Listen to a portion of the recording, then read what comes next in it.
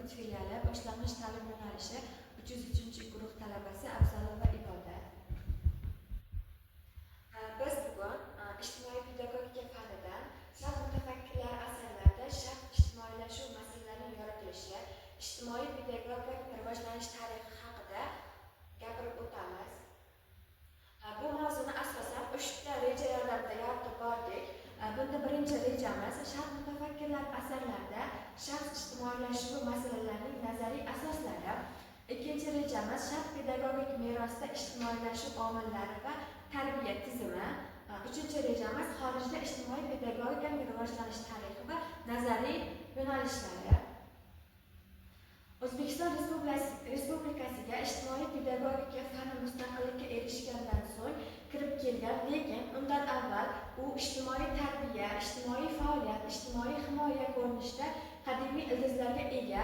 Biz uni ilk diniy, ya'ni falsafiy ko'rinishini Avestada, adabiy ko'rinishini esa Alpomish, Go'ro'g'li shu kabi dostonlarimizda uchratishimiz mumkin.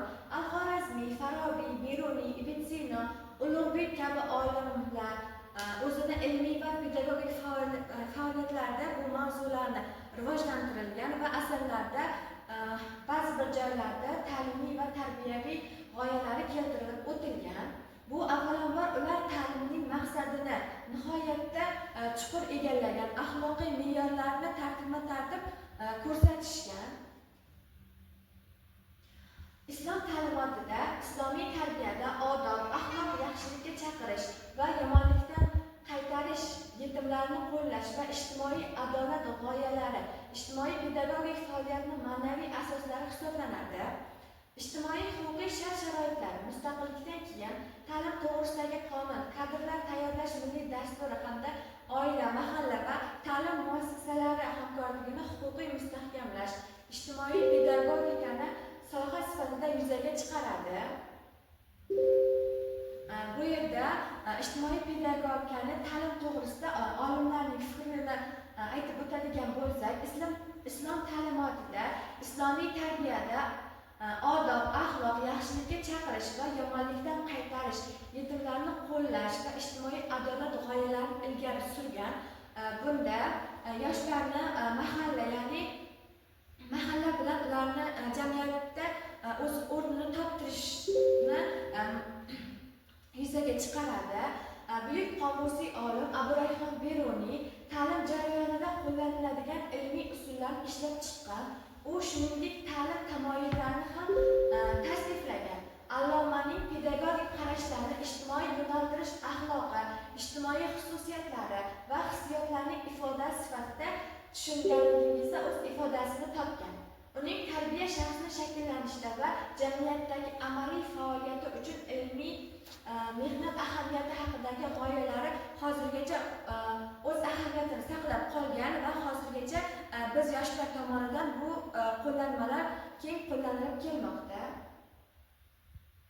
Buyuk qomusiy olim Abu Ali ibn Sino o'z davrining barcha bilim sohalarini qamrab oluvchi katta ilmiy meros qoldirgan.